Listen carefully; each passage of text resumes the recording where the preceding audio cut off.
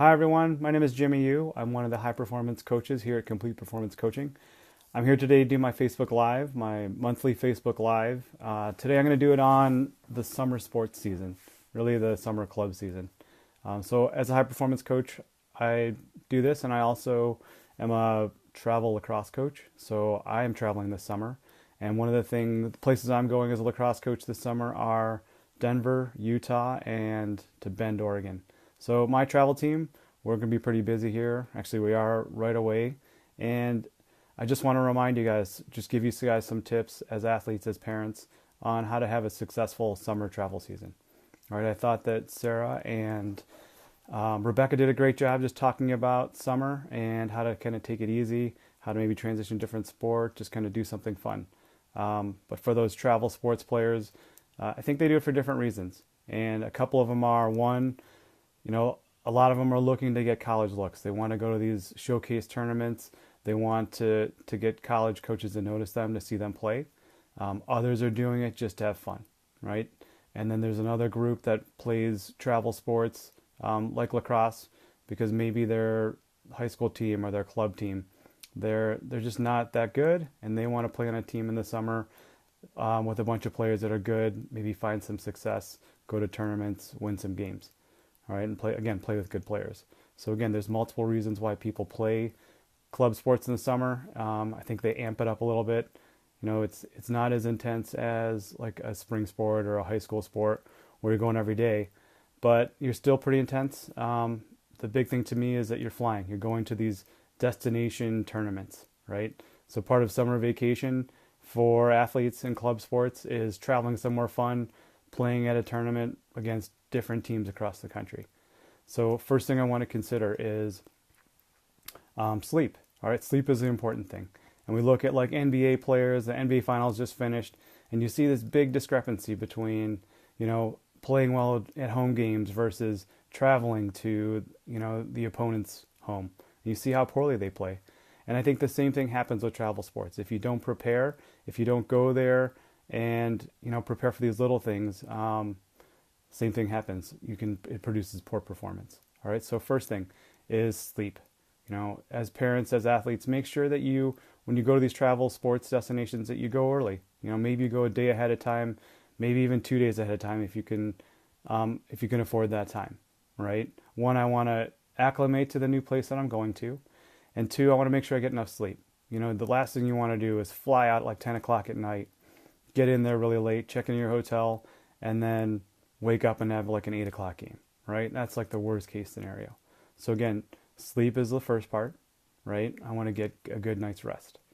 Secondly, nutrition. When you're at home and you're playing like for your high school team, you can always go home. So you have all these luxuries of, I get to sleep in my own bed.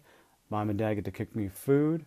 I've got food all around me. I don't have to like worry about it. I can snack whenever I want. I can go in there, grab whatever.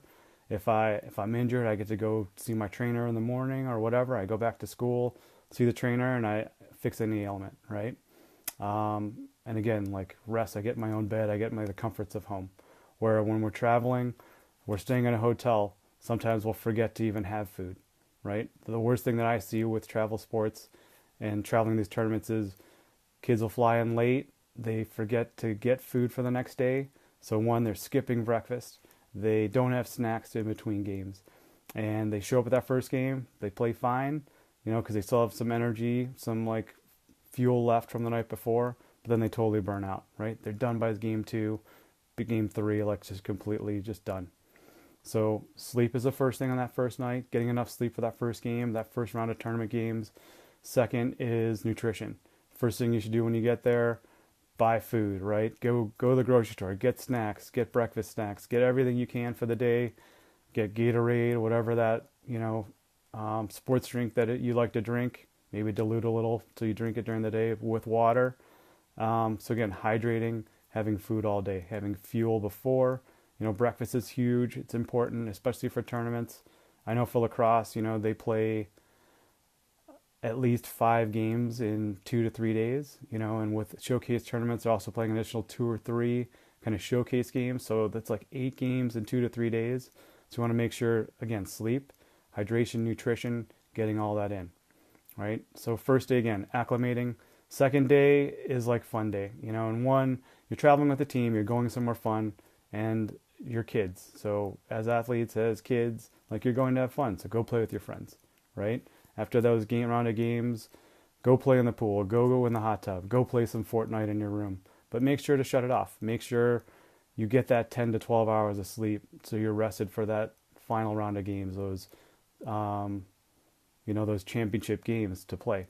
So again, like I have so many athletes that want to stay up all night playing Fortnite. It's like the greatest thing right now, and they'll stay up to like 2, 3 in the morning, show up the next day like zombies, when you really want it to count. So again, there's that nutrition, there's that sleep, there is second night of fun. Go have a little bit of fun, but remember to get your rest. All right. And I've talked about this in the past. When you go into games, approach the pregame like you would practice. Instead of thinking about, oh, I need to do this, I need to impress coaches, I need to play this well, I just need to relax. I need to listen to music before games, before I get dressed, before I suit up, before I stretch, before I hit the field. Listen to music, just listen to something fun and relax. I don't want to think about that stuff. I don't want to think about and worry about coaches, right? About getting recruited, what D1 school is going to take me, or who's going to call me, who's going to watch me, all those things. All right. And then the other thing is that I've mentioned in the past is this idea of win. What's important now? So as you get into those live moments, as you get into the games, don't worry about coaches. Don't worry about who's on the sidelines. Don't worry about what people are saying. Don't worry about having to, again, be the hero and like show that you are amazing. Just go out there and play. Play your game. Execute the game plan that your coaches have put out there. Have fun, right? That's all that you need to do to impress a coach. You don't need to show that you can score every goal, run through 20 people if it's lacrosse, or hit a home run every time you're at bat if you're playing baseball. Just go out there and play. Show them that you're passionate. Show them that you can work hard.